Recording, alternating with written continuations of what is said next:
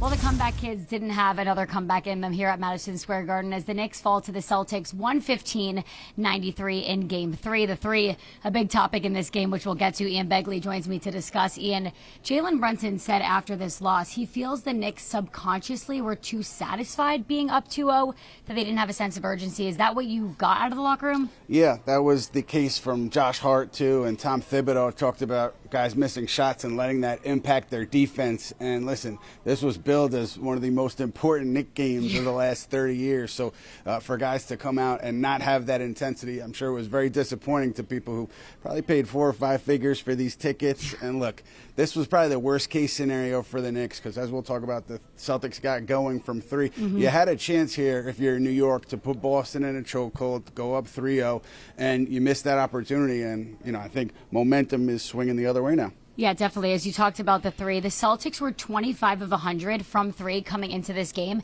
They shot 50% from 3, made 23 pointers. What was the difference from their performance from game 1, 2 to 3? Yeah, you know what? The Knicks talked about the pick and roll coverage not being great early on, and obviously that's going to lead to open shots if you're not executing there. So maybe Boston got more open looks than they had in the first 2 games, but this is a great three-point shooting team. So math tells you, and the whole season tells you, that they were going to come out and shoot well at some point. It happened today, and now the Knicks have to figure out how to clean things up on the perimeter, because once Boston gets going, as we've seen all year, they can keep going from 3, and that could carry them throughout the whole series. Yeah, much better three-point shooting team than we saw in those first 2 games. You could just only wait for this to happen.